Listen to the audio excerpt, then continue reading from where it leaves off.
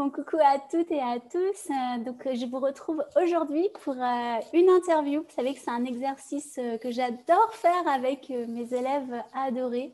Et aujourd'hui, je reçois Alizée pour la deuxième fois parce que je tenais vraiment à t'inviter. Et puis, merci pour avoir accepté de partager ces Avec bilans. plaisir. Merci.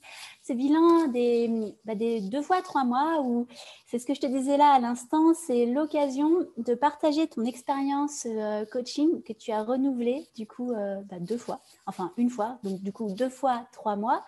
Et je te taquinais un petit peu en disant, une chose qu'on a conscientisé ensemble et à travers tout ce travail de cheminement, c'est qu'il était temps effectivement dans ce travail de coaching de lâcher la main du guide à un moment donné. Et c'est vrai que l'autre fois, on me posait la question sur quels sont les piliers de ma philosophie de coaching. Et je dis, bonne question. Et c'est vrai que j'ai identifié 2 gros piliers, d'ailleurs que je partage avec toi. C'était, le premier, c'est incarner son discours, donc d'être totalement aligné avec ce qu'on dit. Parce que quelquefois et souvent en thérapie, on prêche des choses qu'on ne vibre pas. C'est pas grave, c'est pas du jugement. J'ai été la première à faire ça, mais on se rend compte qu'intérieurement, du coup, on a ce syndrome d'imposture, on n'est pas OK, on n'est pas aligné, et surtout, on n'est pas bien et on s'éclate pas dans ce qu'on fait. Alors que quand on incarne complètement son discours, et c'est pas toujours parfait, mais on fait de son mieux, forcément, quand on fait ce qu'on fait, du coup, on profite pleinement de qui on est, du moment, des gens avec qui on est, et ça change complètement la donne intérieurement, et du coup, vibratoirement, et énergétiquement, et à l'extérieur, on le ressent. Ça, c'est mon premier pilier, incarner dans la matière, dans sa cellule, son discours. Et le deuxième pilier, c'est de ça dont on va aussi un peu parler aujourd'hui avec toi, c'est l'autonomie thérapeutique. C'est vrai que moi, c'est quelque chose que j'expérimente depuis plus de 10 ans à travers le yoga, la méditation, le massage. Et le coaching, j'avais eu beaucoup de réticence au début, c'est à le faire en individuel, parce que je m'étais dit, mais non, mais moi, je ne veux pas que le bonheur des gens dépende de moi. Je ne veux pas qu'ils m'appellent H24 dès que ça ne va pas. Je ne veux pas que derrière, en plus, je veux dire, c'est des gens que je vois, bon, on devient amis et tout, c'est hors de question. Enfin, à un moment donné, je préfère avoir des amis qu'avoir 100 000 coachés. On est bien d'accord. Et c'est vrai que c'est toujours, comment dire, un positionnement, un choix et une vibration à avoir de poser ses limites. Et ce que j'aime particulièrement dans la démarche de coaching, c'est qu'il y a un beau début et il y a une très très belle fin. Et aujourd'hui, pour cette interview ensemble, c'est cet avènement en fait de la fin de coaching, en tout cas avec moi. Mais bien sûr que tu continues à faire le travail sur toi comme moi, je continue à faire le travail sur moi. Mais ce qui nous intéresse aujourd'hui, effectivement, c'est que tu partages, Alizée, tout ce que tu as envie de partager, tout ce que tu as envie de... J'ai toujours, comme un peu avec Sigrid, si tu devais rencontrer l'ancienne Alizée, une ancienne toi ou une ancienne Catherine, qu'est-ce que tu lui dirais? Parce qu'on se rend compte que, oui, on l'entend toujours, mais c'est tellement ressenti que la vie, elle est courte. La vie, elle est ultra précieuse. Il y a tellement de vagues à surfer. Et elle mérite d'être vécue à ce qu'elle a de plus beau, véritablement. Et j'adore, j'ai toujours, avant les interviews, OK, Alizée, à l'élève, qu'est-ce que tu as envie de crier au monde entier, de déposer à l'univers, de déposer comme message aux anciennes toi, aux anciennes moi qui sont là, qui nous regardent. Et je rappelle juste, donc, pour ceux qui ne me connaissent pas, même si certains me connaissent, moi, c'est Catherine, je suis coach de vie, entre autres, et on vit toutes les deux en Martinique. Et voilà, et Alizée, si tu veux te présenter en quelques mots, et puis voilà, raconter un petit peu cette expérience que tu as vécue et que tu vis encore. Je t'écoute. Oui, donc je m'appelle Alizée. On s'est rencontrés en juin dernier. Donc ça va bientôt faire un an. Et donc pendant cette année, on a fait donc les 2 sessions de 3 mois ensemble. Et on a terminé donc la dernière session il y a à peu près un mois, je crois, quelque chose comme ça. Voilà. Et entre-temps, j'étais en France et je suis revenue m'installer en Martinique. Donc on a pu, on a pu se voir encore plus souvent et faire des trucs très cool ensemble. Mm. Et par rapport donc à ce qu'on disait sur la deuxième session de coaching et sur l'autonomie, Moi, c'est principalement ça que ça m'a apporté. Enfin, c'est vraiment le gros switch que j'ai ressenti pendant la deuxième session. C'est vraiment l'autonomie, le fait que je me sentais vraiment en pleine connaissance de comment je fonctionnais. Je me connaissais de mieux, j'apprenais vraiment à me connaître et à savoir ce qui marchait pour moi et à le mettre en place au plus enfin, tous les jours, quoi, vraiment de façon régulière, parce que comme tu dis, le changement vient dans la répétition, donc c'est la pratique qui fait qu'on change. Et donc ça a vraiment été quelque chose qui m'a beaucoup apporté pendant la deuxième session. Ouais, Et beaucoup plus d'autonomie, et puis aussi par rapport à ma relation avec mes parents, donc comme on disait tout à l'heure, c'est vraiment quelque chose qui est beaucoup plus apaisé, beaucoup plus serein. Et j'en suis très, très fière et très, très heureuse parce que du coup, j'ai réencodé la frustration, j'ai réencodé un petit peu ça, la non-acceptation pour justement mettre à la place de la bienveillance et vivre beaucoup plus sereinement mes relations avec eux. Accepter que j'allais pas les changer et que je les prenais comme ils étaient et que c'était très bien comme ça. Donc ça aussi, ça m'a fait beaucoup de bien. Voilà, donc ça c'était très beau aussi. super. Et j'allais dire, et concrètement, qu'est-ce que ça donne justement dans la relation, bah, par exemple à tes parents, j'allais dire la relation à l'autre, mais là on parle avec tes parents, j'allais dire une situation passée, aujourd'hui comment tu la gères justement avec tous ces Mm. outils-là? Une situation passée, ça aurait pu être typiquement de la colère en fait de la part d'un de mes deux parents pour une raison ou une autre, à laquelle avant j'aurais répondu par prendre les choses vraiment très personnellement, très à cœur. Ça m'aurait beaucoup affecté, ça m'aurait beaucoup attristé, ça m'aurait blessé. Et maintenant, j'arrive à prendre de la distance, à comprendre que même si c'est une manière pas la meilleure possible, on va dire, de transmettre son amour, ça vient quand même d'une intention d'amour de leur côté. Et justement, à switcher et à les accepter comme ils sont et à calmer le jeu en comprenant que voilà, il n'y a rien de grave, en mettant de la légèreté, de la douceur et en désamorçant au maximum ces situations-là. Donc, je les vis beaucoup mieux qu'avant. Et du coup, elles sont beaucoup moins présentes, en fait. D'elles-mêmes, elles s'espacent et elles disparaissent presque totalement. Donc, c'est beaucoup plus fluide au quotidien, finalement. Bah oui, c'est ça. Ouais, carrément. Super. Est-ce qu'il y a d'autres choses qui te viennent à l'esprit? Alors, moi, ce que j'aime beaucoup, je crois qu'on avait fait le même exercice un petit peu aussi avec Sigrid. C'est si tu te remémores il y a quasiment un an, enfin j'allais dire un petit Ouais. peu moins, un peu comment tu te sentais. Déjà, c'est toujours un peu difficile quand on va tellement mieux. On oublie très très vite comment on se sentait mal. Moi, ça m'a vraiment fait ça, Ouais, ça me demandait un c'est vrai. effort, tu vois.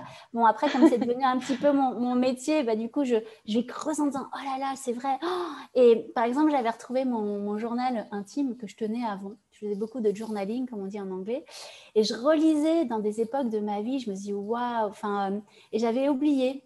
Et c'est vrai que quand on va bien, quand on va mieux, on a cette capacité, j'imagine, humaine d'oublier. Mais c'est intéressant quelquefois de se replonger. On est bien d'accord que c'est pas remuer la mer pour remuer la mer, mais de se reconnecter à ça, justement pour pas y retourner. Moi, j'utilise souvent la souffrance comme levier au changement. Est-ce que tu pourrais un petit peu raconter, voilà, qu'est-ce qui se mettait en place principalement, comment toi tu as transcendé ça, tu vois? Ouais. Alors, ce qui me vient quand tu parles de ça, c'est que je me sentais vraiment pas bien avec qui j'étais. Et que Sigrid en a parlé aussi un peu dans son interview et ça m'a vraiment rappelé que je vivais la même chose. C'était que j'avais l'impression d'être mon principal frein. Et je me disais, mais je ressentais que j'avais un potentiel, des choses à faire à l'intérieur, mais que je sortais rien parce que pour plein de raisons et que de moi-même, j'arrivais pas à transcender ça. Et c'est aussi ça que m'a apporté donc le coaching, c'est que j'ai vraiment l'impression d'avoir, comme tu dis, épluché les couches d'oignons, déposer tous les boulets qui me pesaient, m'être libérée de beaucoup de poids de manière à m'autoriser à faire les choses que j'avais envie de faire et à me sentir capable justement de faire les choses sans me censurer, sans penser que j'arrivais pas à avancer, quoi. Maintenant, je ressens que j'arrive à avancer par moi-même, parce que j'ai les outils pour et que je les mets en place et que ça marche pour moi. Donc, C'est ça. ouais. Et c'est vrai que c'est ça. Et je me rappelle toujours nos premières sessions, nos premiers entretiens où je te taquinais beaucoup sur... je pourrais un petit peu illustrer, et c'est un mécanisme que je rencontre énormément, et peut-être toi aussi, dans ton entourage, les gens qui rêvent un petit peu leur vie. Tu te rappelles, tu avais beaucoup, Ouais. t'avais ce feu Ouais. intérieur. En fait, tu es une boule d'énergie. Ouais. Ça, c'est quelque chose que tu as conscientisé. Tu te rappelles un jour une Ouais. session où tu t'es dit, mais tu as gavé d'énergie, tu as Ouais. Ouais. énormément d'énergie. Bon, c'est le cas de tout le monde, mais ce que je veux dire, c'est que cette énergie-là, tu ne savais pas comment l'utiliser à bon escient, concrètement. Mais ça a été mon cas. Hein. Moi, j'avais tellement d'énergie que j'allais énormément tergiverser dans ma tête. J'allais suranalyser, réanalyser tout ce que j'avais fait et tout. Je jugeais les autres et du coup, je faisais rien. Et c'était exactement ça. C'était Ouais, exactement. quand je me reconnecte à cette époque, voilà, si tu peux décrire, tu avais beaucoup d'envie, mais Ouais. ça partait dans tous les sens. Tu te rappelles quand Ouais. tu demandais de quoi Ouais. Isadora avait eu la Ouais. même chose, mais derrière, concrètement, il ne se passait rien. Et ça Ouais. brassait un peu de l'air, quoi. Mais moi, c'était ça, hein, où tu Tout à rêves ta fait. vie, tu t'étais offert quand même l'occasion, tu sais, d'être off, quoi, d'être au chômage, d'avoir du temps, d'avoir de l'argent. Ouais. Mais sauf que derrière, tu te mettais la pression et Ouais. tu rêvais des choses, mais au final, il y avait un truc qui bloquait complètement, c'est qu'il ne se passait rien. Ouais, j'osais pas passer à l'action. J'osais pas faire les choses. Du coup, j'avais une liste de 25 trucs que je voulais faire. Et en fait, je faisais rien du tout, quoi. Ouais, je me rappelle très bien. J'avais tellement rigolé, tu as dit, alors quel truc je voudrais faire ça. Je fais, ok, mais qu'est-ce qui t'empêche de le faire donc, et ce qui m'intéresse, c'est qu'est-ce qui a fait le switch entre j'avais plein de rêves et je faisais rien. Et du coup, tu te posais un petit peu, entre guillemets, hein, un caliméro, et j'étais la première à le faire, hein, donc forcément, je connais. Ça a été quoi le switch qui t'a permis de je rêve ma vie, même si je mets des petites choses en place, bien sûr, de choisir d'être au chômage, c'est pas toujours facile. Hein. Donc, je mets des choses en place, mais quand même, je rêve ma vie et je passe pas à l'action. Je passe à l'action, je m'assigne, je suis une déesse, je suis une guideuse et je vais de l'avant. Personne n'est parfaite, hein, on est bien d'accord, mais je rayonne. C'est quoi le switch qui t'a permis concrètement de passer à l'action Eh ben, c'est que justement, j'avais cette frustration de ne pas avancer. Et puis, ça a généré aussi un sentiment un peu de honte parce que je me disais, ouais, j'ai tout ça, toutes ces choses que j'ai envie de faire et en même temps, je ne les mets pas en place et du coup, je suis pas fière de moi. Donc, c'était cette envie de faire pour être fière de moi, pour justement donner vie aux choses que j'avais envie de faire.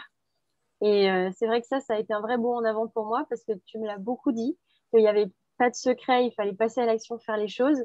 Et je résistais, c'était pas naturel, c'était pas fluide. Je me trouvais plein d'excuses pour pas le faire.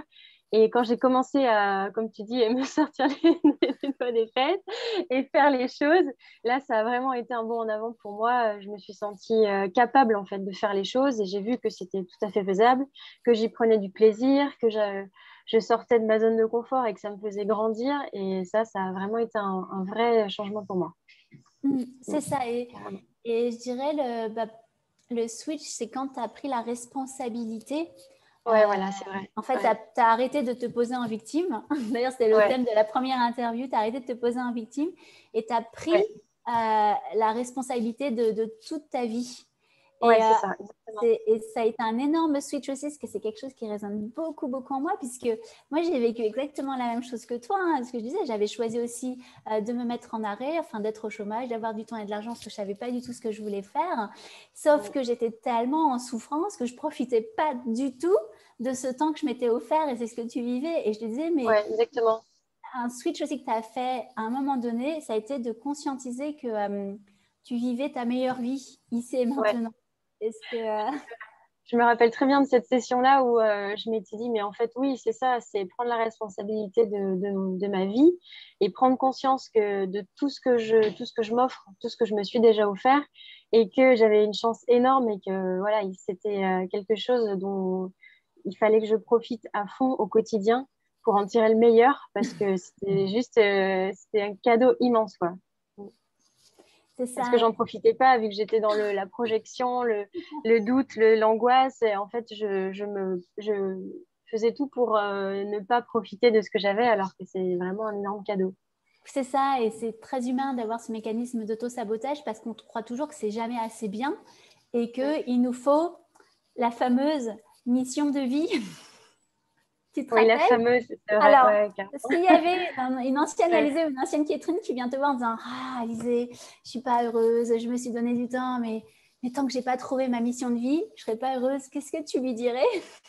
J'ai dit qu'il n'y a rien à faire, il n'y a rien à attendre, il n'y a rien Ah, ça me à pousse. projeter. Et c'est déjà de savoir qu'on est, enfin, que tout va bien et qu'il n'y a pas, c'est pas en conditionnant justement mon bien-être à une situation future que ça ira mieux. Parce qu'au contraire, si je ne suis pas déjà bien aujourd'hui, bah, c'est pas dans un autre métier ou un autre contexte que ça ira mieux. Donc, que tout est déjà là et qu'il faut en profiter pleinement. Et surtout que, en me disant, en me mettant toute cette angoisse et tout, bah, je n'avançais pas. Donc, je me maintenais dans l'immobilité.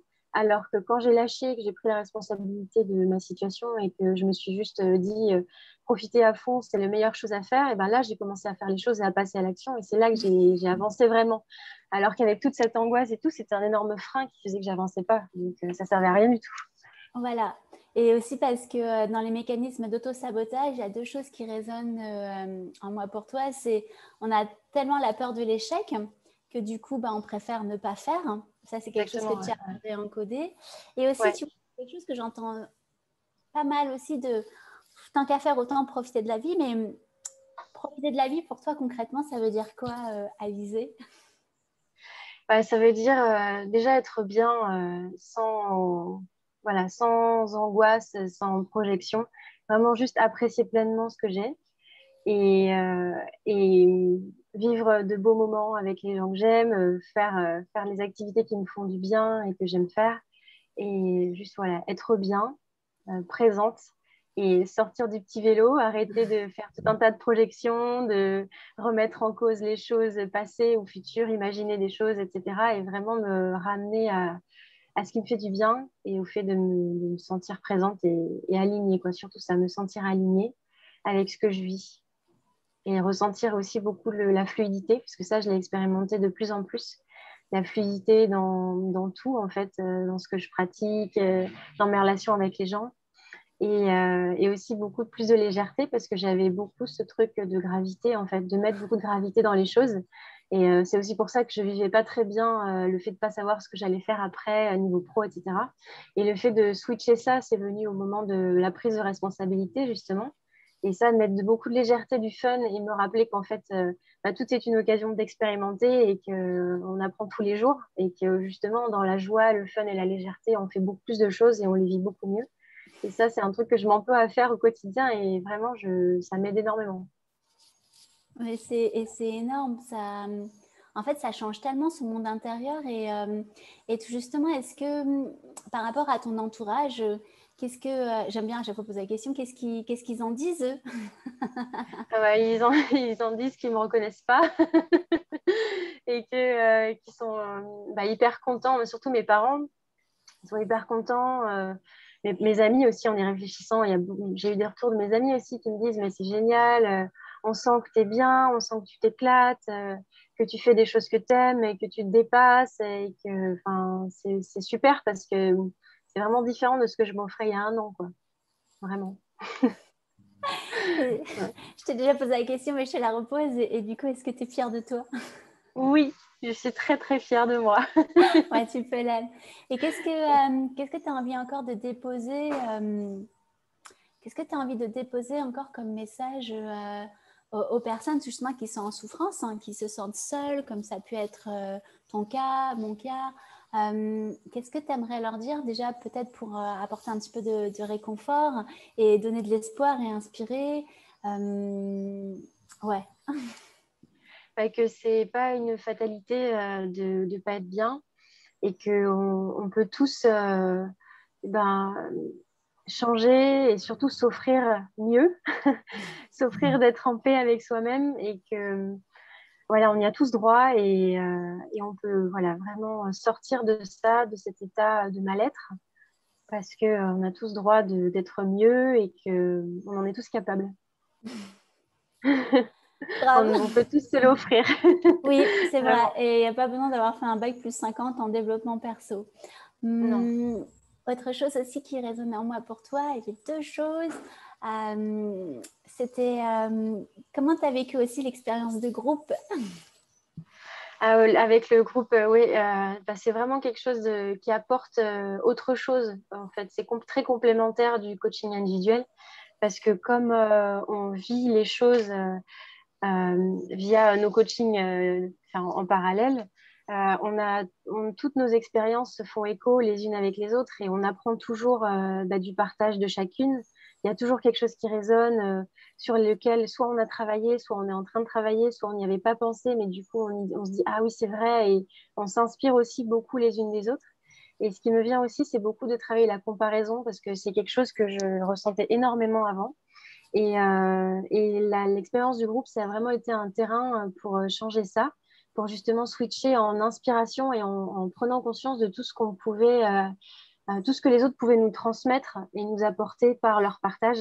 Et ça a été vraiment super enrichissant et à chaque partage, c'est ce que je ressens justement quand une personne du groupe réussit à faire quelque chose qui est important pour elle ou une belle conscientisation et tout, bah, ça nous apporte toutes et ça nous enrichit toutes au final, quoi. C'est vraiment un vrai complément hyper riche. Hmm, Très belle c'est vrai. expérience du groupe. Ah, c'est vrai que c'était trop beau. Oh, j'ai les mails.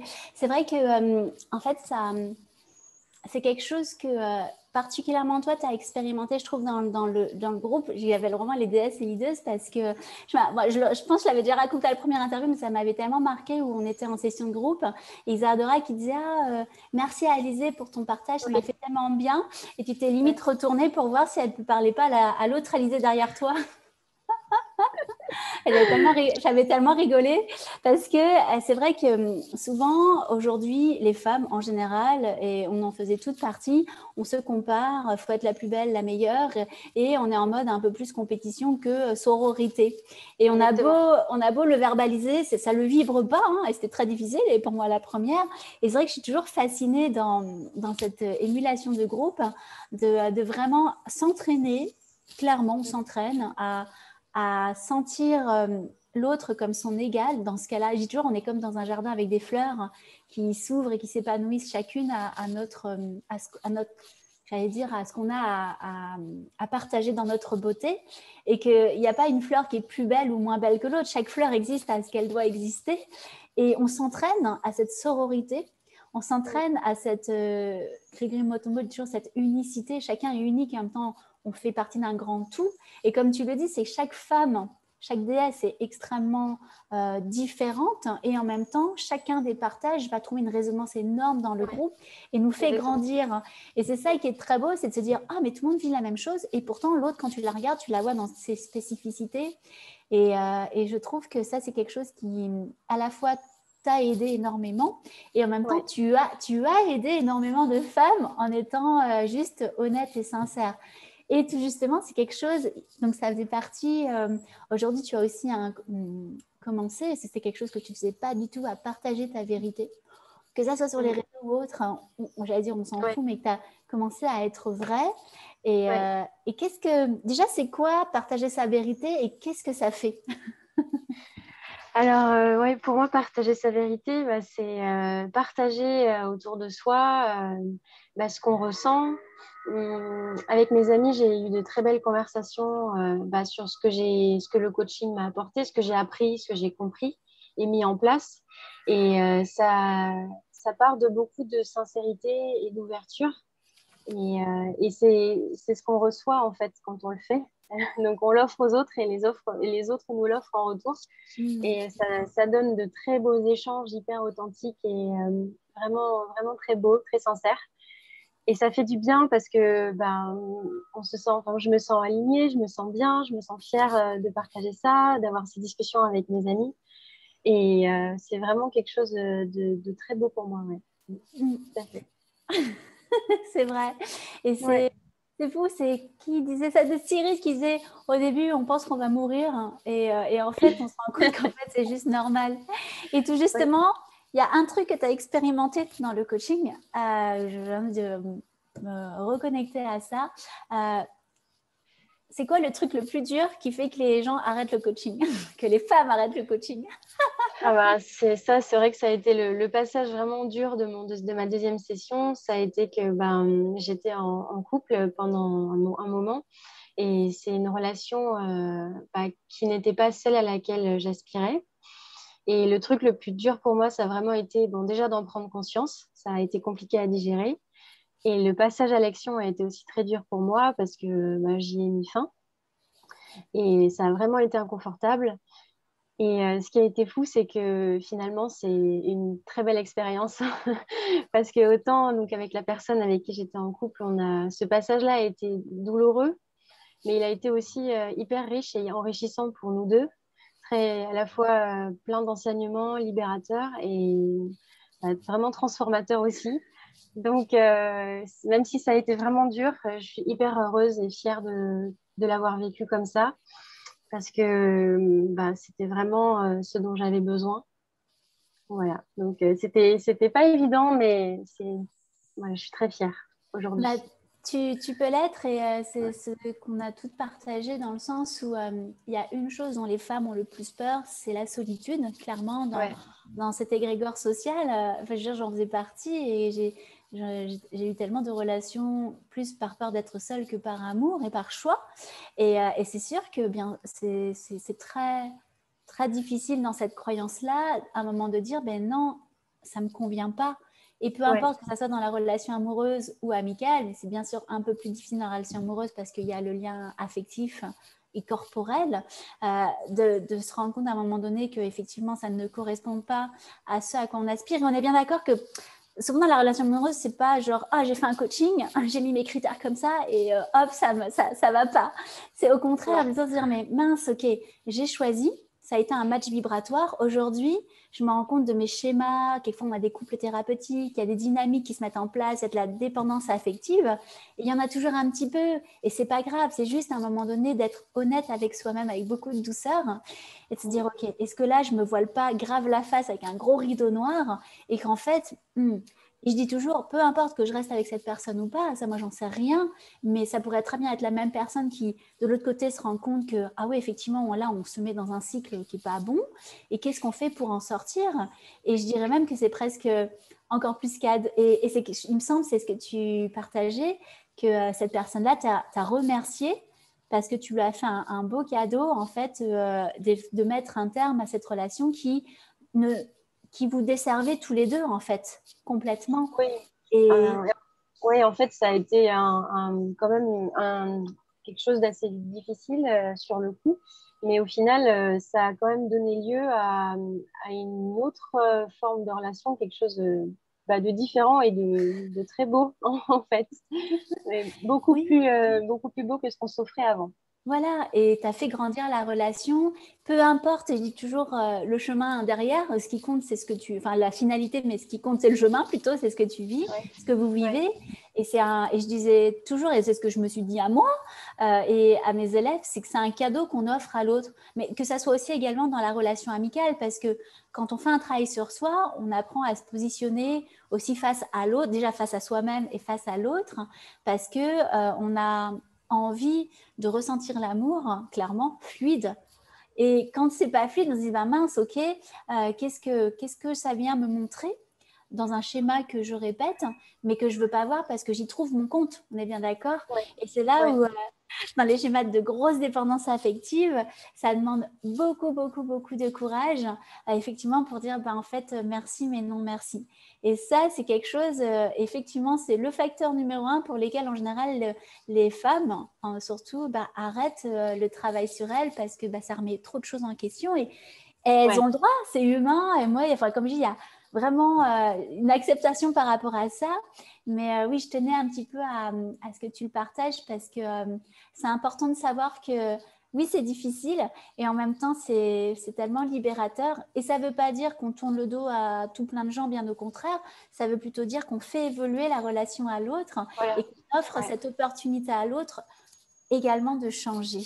Et ça, Et c'est on quelque s'offre autre chose. Ouais, on ouais, s'autorise à s'offrir autre chose parce que ce qu'on s'offrait, ça ne convenait pas. Enfin, ce n'était pas ce à quoi on aspirait en tout cas. c'est ça, ouais. Et ça, c'est beau. Et je trouve que ça permet de mettre beaucoup de douceur de pas être en mode, tu sais, féministe versus l'homme, comme je disais, qu'on n'est pas en opposition. Bien au contraire, en fait, on se rend des services en se respectant soi. Et ça, c'est vraiment quelque chose qui demande de la vigilance parce que c'est pas ce qui est médiatisé le plus souvent possible.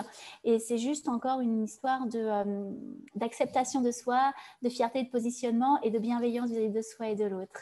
Super. Et oui, je ne sais pas si tu voulais dire autre chose sur ce que ça. Non, c'était ça, exactement. C'était ça, d'accord. Mais ouais, ça, tu peux vraiment être fière et l'autre personne aussi, bien sûr. Et pour terminer, ce qui m'intéresse, c'est justement un petit peu ta vision. Comme ton l'audion, la suite des choses, quelle est cette vision que tu poses voilà, c'est quoi en fait la suite pour toi? Comment tu la visualises?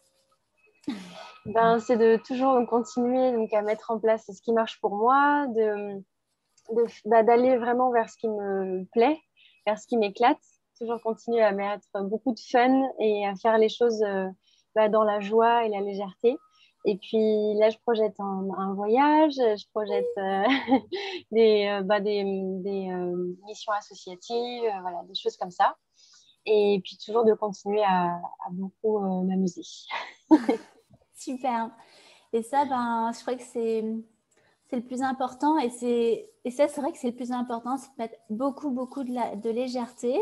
Ouais. C'est toujours de rigoler un bon coup et de se faire plaisir parce que je me rappellerai toujours les premières sessions où je te dis toujours mais fais-toi plaisir, fais-toi plaisir. Et parce qu'on met tellement de sérieux dans le cheminement, alors que non, c'est cool parce que si en plus on commence à mettre du sérieux, on passe complètement à côté de l'essentiel, ça veut dire de ce ressenti, de cette connexion, de cette fluidité. Et c'est fluide quand on met du fun, c'est vrai. Et ça, je trouve que tu en es vraiment l'exemple. Et peu importe le contexte, hein, finalement, ça dépend que de cet espace intérieur que tu cultives. Bon, bah, Et il super. y avait un truc qui m'est venu aussi, c'est Oui. que donc il y a eu récemment l'atelier avec Sigrid et Isabelle, et justement on en a discuté et c'est vrai que c'est quelque chose qui m'a beaucoup touchée, le fait que Sigrid et Isa parlent du fait que lorsqu'elles étaient en atelier, elles avaient cette sensation vraiment d'être à leur place, que c'était vraiment aligné, fluide, et que tu prends tellement de plaisir à faire les choses que c'est naturel, évident. Et tu n'as pas l'impression que c'est un travail. Et j'ai eu cette conscientisation de me dire, mais en fait, on ne peut s'autoriser ça que quand on fait les choses par amour, en fait, parce qu'on aime faire ça, et pas par les choix qu'on conditionne par peur. Ils ne peuvent pas nous amener à cette fluidité et à cet ancrage. Et en fait, voilà, c'est exactement ça à quoi j'aspire pour la suite. Voilà, c'est tout à fait ça. J'en ai des frissons. C'est exactement ça. C'est exactement ça. Et le monde a besoin de le ressentir avec toi, avec moi. C'est exactement ça. C'est pas arrêter de faire les choses par obligation ou par croyance, par devoir, par responsabilité. Et oui, c'est possible de faire autrement. Oui, et c'est possible de tout avoir aussi et d'en vivre bien et d'être bien. Et c'est vraiment ça. C'est qu'on n'ait même plus l'impression de travailler, qu'on est juste au beau endroit, au beau moment. Et j'appelle ça un petit peu ces états de grâce où juste on n'est plus dans le mental à se questionner. C'est juste, c'est là. C'est là, la joie est là, c'est ressenti, c'est fluide. Et c'est comme ça. On ne peut même pas poser des mots. C'est ressenti. Et c'est exactement ça. Et pour moi, c'est ces moments-là qu'on partage, tu vois. C'est ça qu'on vient chercher, qu'on vient partager. Et c'est pour ça que l'atelier il était si magique parce que tu as pu ressentir ça. Et ça, c'est magnifique. Et tu sais que tu es capable, toi aussi, du coup, de vivre ça. Donc, c'est trop beau. Ouais. Ah, c'est génial. C'est super. Est-ce que c'était tout ce que tu voulais rajouter, du coup? Oui, voilà. Mais, on a bien fait le tour aussi de la deuxième session ensemble. Ouais, je crois que c'est exactement les mots qu'on peut poser sur la vibration que tu as aujourd'hui. Moi, comme je te disais, je suis toute pleine de gratitude. Moi, je rigole beaucoup, mais aussi de taquinerie, bien sûr, parce que j'adore taquiner, c'est mon truc, mais vraiment de fierté parce que quand je me reconnecte à un avant et aujourd'hui à ce qui est, je dis waouh, et ça, tu peux vraiment te l'attribuer à toi, de t'être enfin autorisé à sortir du mode victime et prendre ta vie en main et surtout la prendre cool, quoi, et c'est chouette. Donc, Bah, je te fais un gros, gros, gros bisou. Je te remercie beaucoup. Merci Et beaucoup à toi. merci pour ceux qui ont écouté et on se retrouve pour la suite.